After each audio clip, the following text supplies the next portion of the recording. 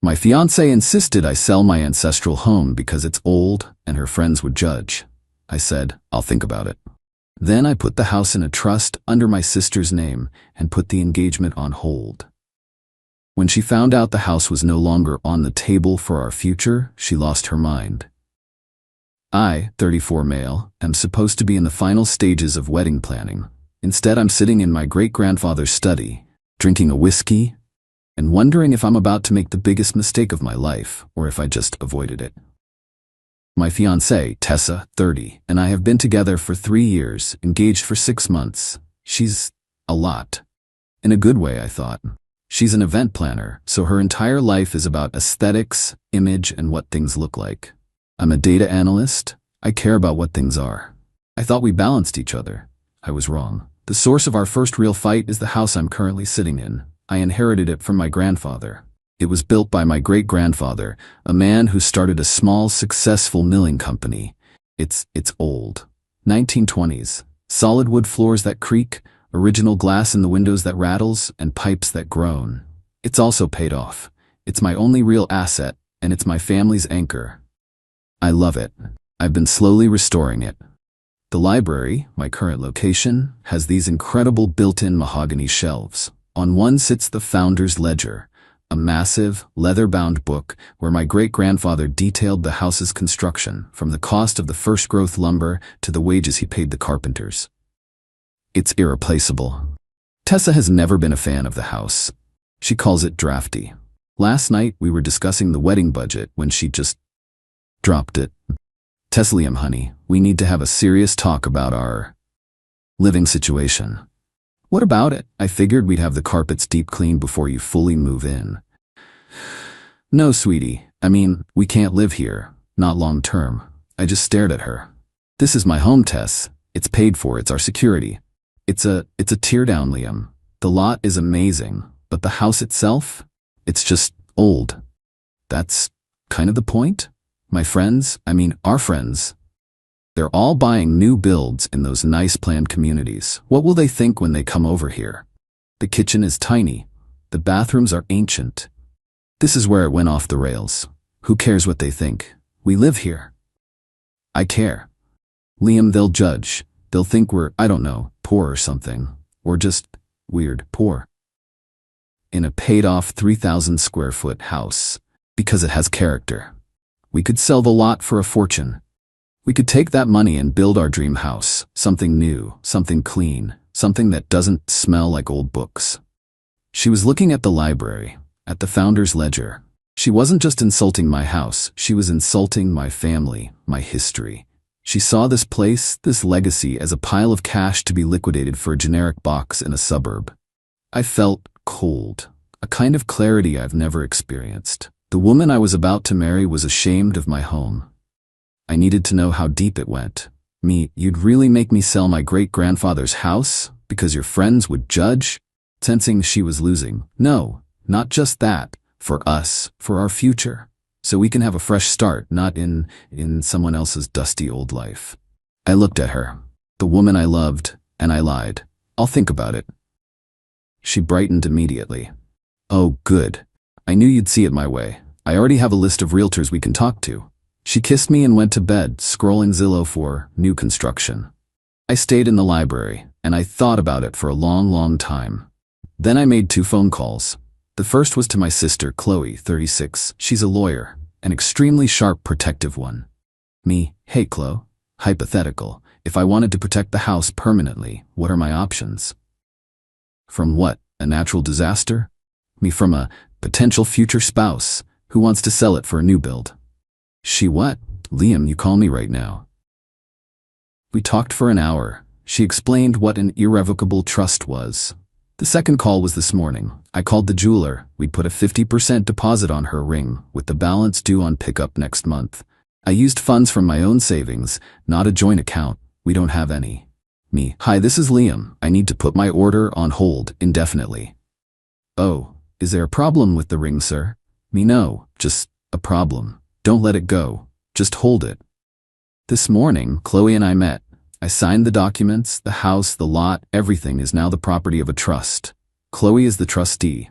The beneficiaries are any future children I may have, and if none, her son. I am, for all legal purposes, a tenant in my own home. It cannot be sold, it cannot be used as collateral, it is protected. Tessa is currently at a wedding weekend with her bridesmaids. She has no idea. She's been texting me links to $1.2 million new builds all day. I don't know what I'm gonna do. I mean, I know what I did. I just don't know how this ends. I feel sick and relieved. Is that possible? Update 1. It's been a week. Tessa got back from her trip and the entitlement just ramped up. She came home, to her own apartment, thank God, and immediately went into full-on general contractor mode. She'd had floor plans drawn up. Floor plans for a new house on my lot. She called me, bubbling. Tessa, honey, I had the best idea. We can live with my mom for the 6 months it takes to build. It'll be a little tight, but so worth it. I found a builder who can start demolition next month.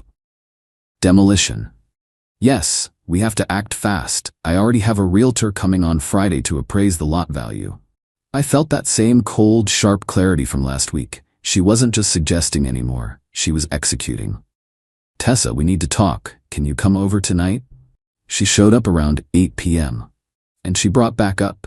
Her mother, Barbara, 50, walked in with her, carrying a bottle of champagne. Barbara, Liam, we're here to celebrate. Tessa told me you're finally making a smart move. This old pile of sticks is an anchor, sweetie. You liquidate, you get that money working for you. It's what any smart man would do. Hello, Barbara. Actually, that's what I wanted to talk about. Please sit down. They sat on my creaky sofa. Tessa was practically vibrating. Is it the realtor? Did he give you a pre-appraisal? What did he say? 800K, 900 at me? I canceled the realtor, Tessa. Her smile froze. What? Why? Liam, we have to move fast.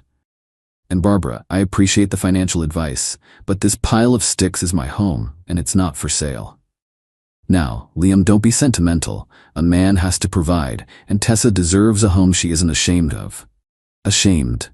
There was that word again. I'm glad you brought that up, Tessa. I can't sell the house. What do you mean you can't? It's your house, just call a realtor. Actually, it's not.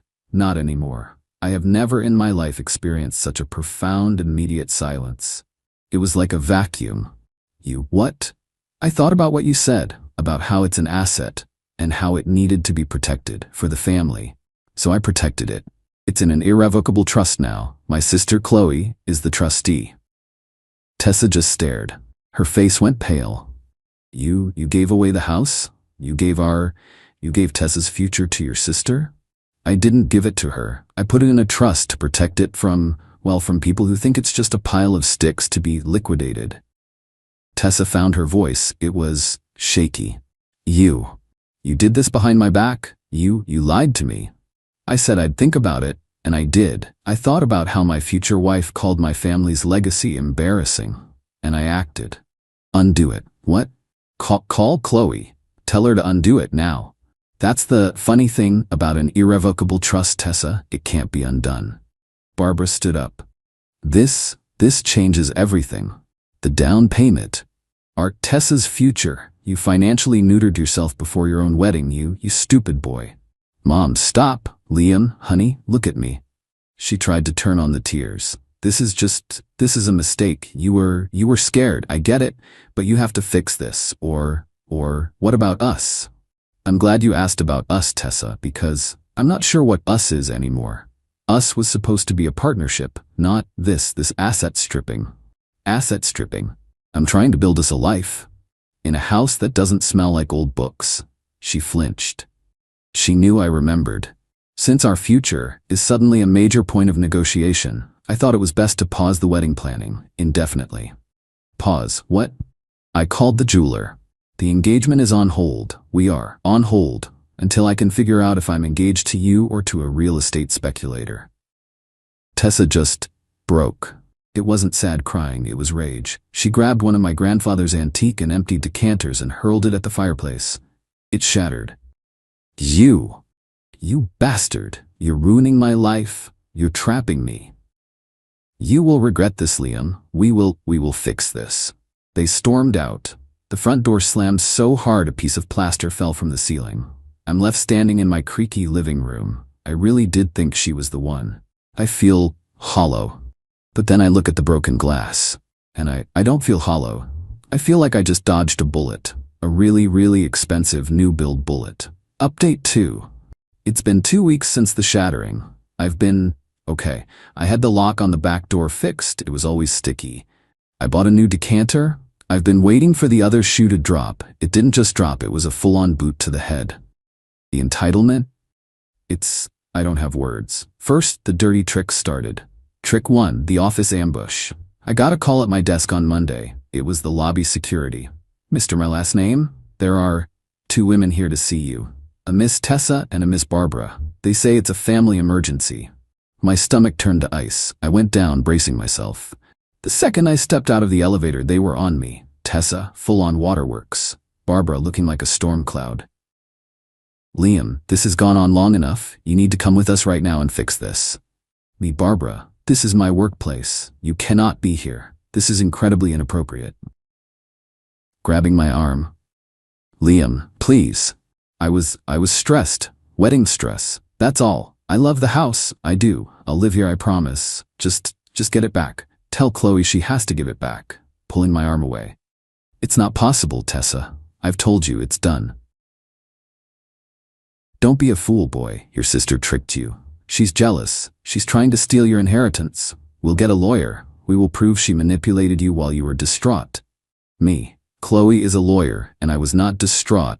I was disgusted. Now you need to leave. Security, they're leaving. I left them in the lobby. I had to file an incident report with HR. It was humiliating. Trick 2, the artifact heist. This is the one that ended it. I came home from work last night. I noticed my back door, the one I just had fixed, was open. Just a crack. I went in, heart pounding. I called 911 just standing in the foyer. I walked through the house while on the phone with the operator. Nothing seemed gone.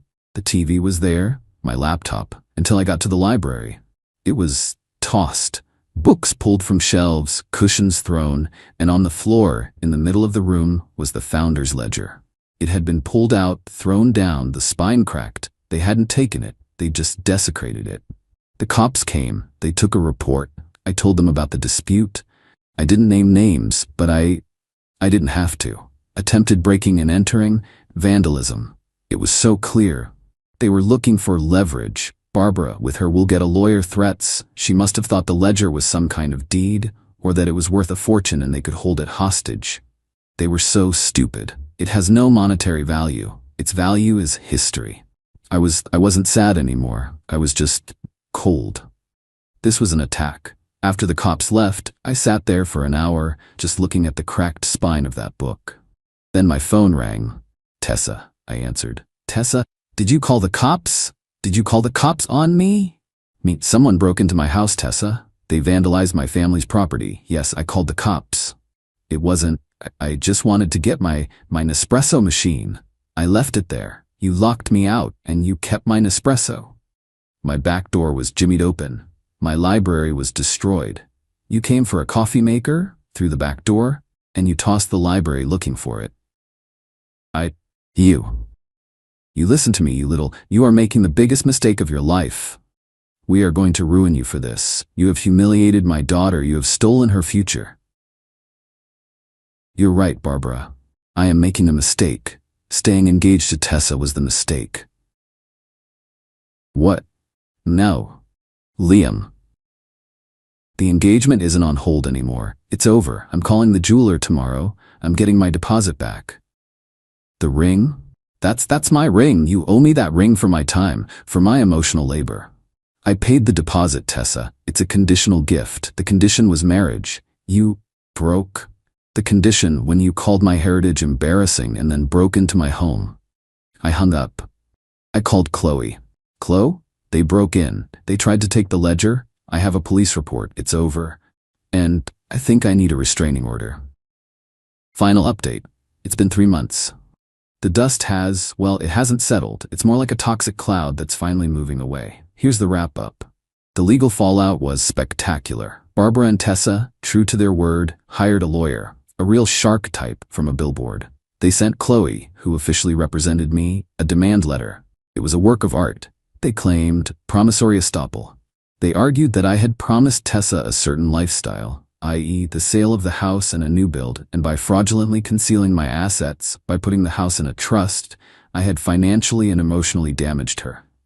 Intentional infliction of emotional distress, because I broke up with her and falsely accused her of breaking and entering, causing public humiliation. Replevin, a fancy word for give me the stuff. They demanded the engagement ring, which they laughably valued at $25, almost double what I paid, and $75,000 in damages. I was stressed. This is what real people get scared of. A lawsuit, even a bogus one, is terrifying. Chloe was gleeful. She called it the easiest response of her career. She didn't just reply, she obliterated them. Her response letter, which she CC'd to the Bar Association for the other lawyers' frivolous claims, was beautiful. On point 1, the house, my client's ancestral home, inherited prior to any relationship with yours, is his sole and separate property. His decision to place said property into a trust to protect his family's legacy is his right.